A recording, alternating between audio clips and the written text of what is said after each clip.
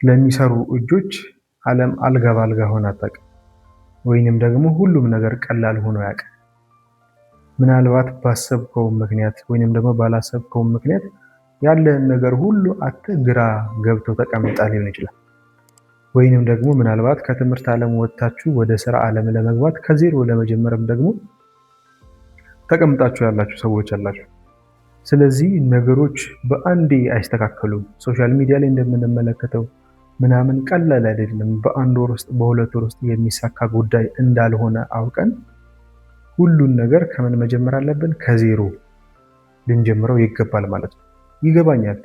አሁን ሁላችንም ወጣቶች የምናስበው ስራ ቶሎ እንዲስተካከልልን እንፈልጋለን። የተስተካከለ ስራ እንፈልጋለን። ገንዘብ ማግኘት እንፈልጋለን። ቤተሰቦቻችንን መደገፍ እንፈልጋለን። እንዲሁም ደግሞ በጊዜ ማግባት፣ በጊዜ የተስተካከለ ህይወት እንዲኖረን እንፈልጋለን። ግን ለዛ ህይወት እኔ አሁን ባሳለፍኩት ጊዜ የተማርኩት በቃ በአንድ ጀንበር የሚሆን ነገር የለም። ጊዜ ይፈልጋል እና ደግሞ ኮንሲስታንሲ ይፈልጋል። ስለዚህ እነዛን ነገሮች ለማድረግ ከዜሮ እንጀምር ብለን ስንነሳ ማድረግ ያለብን ወይንም ደግሞ እኔ እያለፍኩባቸው ያሉት 5 መንገዶችን ወይንም ደግሞ እርከኖችን እንነጋገራለን ማለት ነው። ለዚህ ቻናል አዲስ ከሆናችሁ ስለ ፍቅር፣ ስለ ሪሌሽንሺፕ እንዲሁም ደግሞ ራስን ስለመለወጥ፣ ራስን ስለመገንባት ጥሩ የሚባሉ ሀሳቦችን በየዕለቱ የምናስቀምጥበት ቻናል ስለሆነ ሰብስክራይብ ማድረግ እንዳይረሳ። እኛም ሁል ጊዜ ጋቢያችንን ጣል አድርገን ቆንጆ የሚባሉ ሀሳቦችን፣ ውይይቶችን ከእናንተ ጋር እናደርጋለን። እናንተም ደግሞ ልክ እንደ ጓደኛ እንደ ቤተሰብ ሀሳብ አስተያየታችሁን እንደለባችሁ ኮሜንት ላይ ማስቀመጣችሁን እንዳትረሱ። ወደ 5ቱ ነጥቦች እንግባ። ስለዚህ ከዜሮ እንጀምር ስንል መጀመሪያ ማድረግ የሚገባን ነገር ምንድን ነው ብለን ስናስብ መጀመሪያ ያለበትን እውነታ ተቀበል። ምናልባት ከዚህ በፊት ብዙ ነገር ኖሮ ሊሆን ይችላል። ብዙ ነገሮችን ማድረግ ይችላል ሊሆን ይችላል።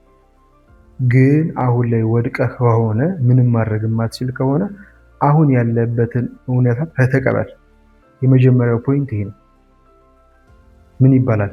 የአንድን ነገር ችግር ማወቅ ለመፍትሄው 50% ያክል መቅረብ ነው እንደሚባለው ሁሉ አሁን ያለበትን ሲቹዌሽን መጀመሪያ ማወቅ፣ ምንም ማድረግ እንደማትችል፣ ብዙ ነገሮችን ማድረግ ትፈልጋለህ ግን ደግሞ አቅመ ቢስ መሆንን እሱን አምነህ ተቀበል።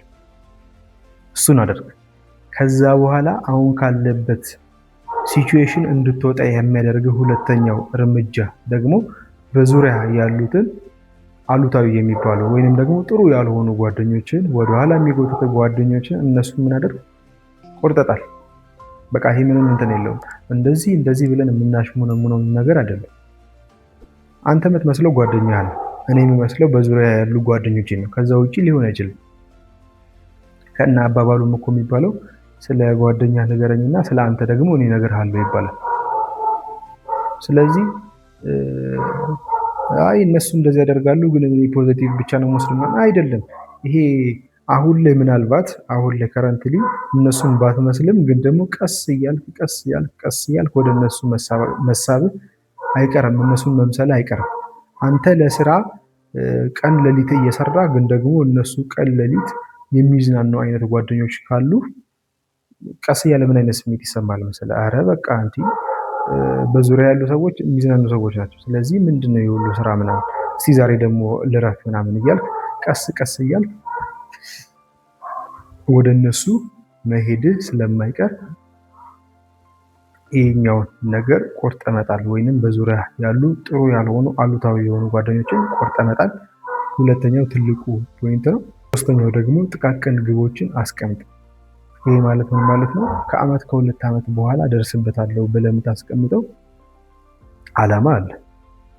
ግን ደግሞ እዛ ከአመት በኋላ እደርስበታለሁ ያልከውን ሰው ለመሆን በወር ውስጥ ምን ይደረጋሉ? ተከፋፍሎ ይቀመጣል እቅዶች። ከዛ ከወሩም ደግሞ የሳምንቱ ይቀመጣል፣ ከሳምንቱም ደግሞ የየዕለቱ ይቀመጣል ማለት ነው። ስለዚህ ዛሬ ማድረግ ያለብን ጥቃቅን ፕላኖችን ማድረግ ከቻልክ እዛኛው ከአመት በኋላ የምደርስበት ማንነት ላይ ትደርሳለህ። ዛሬ አንዷን ጥቃቅኗን አላማን ከረሳ ግን ከዛ የሳምንቱን ትረሳለህ፣ ከዛ የወሩን እያለ ከአመት በኋላ የምፈልገውን ሰውዬ አታገኝም ማለት ነው። ስለዚህ ብሬክ ዳውን አድርጓቸው።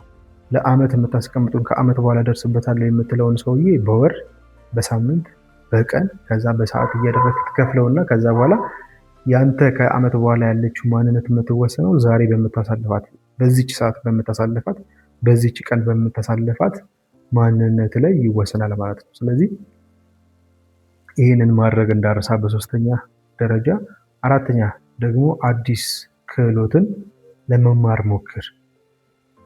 አሁን ካለ ችሎታ በተጨማሪ አሁን ባለ ችሎታ ላይ ተስፋ ካለ ወይንም ደግሞ የነገ ማንነቴ አሁን ባለኝ ስራ ሊሆን ይችላል አሁን ባለኝ ክህሎት ይቀየራል ካልክ እዛው ላይ ስቲክ አድርግ። በቃ እሱ ላይ እሱን አንተን በል እሱን አዳበር። ግን ደግሞ አሁን ያለውበት ማንነት አሁን ያለው የያዝኩት ስኪል ነገ ለምፈልገው ማንነቴ አያደርሰኝም ብለህ ካሰብክ ግን ነገ የነገው ማንነት ላይ ሊያደርስ የሚችለውን ስኪል መረጥና ከዛ በኋላ እሱ ላይ ስራ ማለት ነው። እንዳልኩ በየቀኑ በየሳምንቱ በየወሩ እዛ ላይ እየሰራ የምፈልገው ማንነት ላይ መድረስ ትችላለህ ማለት ነው። አራተኛው ነጥብ እሱ ነው። አምስተኛው ደግሞ ጽናት ይኑርህ። በጣም የብዙዎቻችን ችግር እኔም በጣም የሚያስቸግረኝ ግን ደግሞ እየሰራሁበት ያለሁት ነገር ቢኖር ይሄ ነው። ብዙዎቻችን ነገሮችን መጀመር የሆነ ነገር መጀመር ከባድ አይደለም ለብዙዎቻችን እንጀምረዋለን፣ ግን ደግሞ ፍጻሜው ድረስ ለመድረስ ብዙዎቻችን እናም ደግሞ ይሄ አሁን ስኬታማ የሚባሉ ሰዎች እና ደግሞ ስኬታማ ያልሆኑ ሰዎች ትልቁ መለያቸው ይሄ ነው ብዬ አስባለሁ።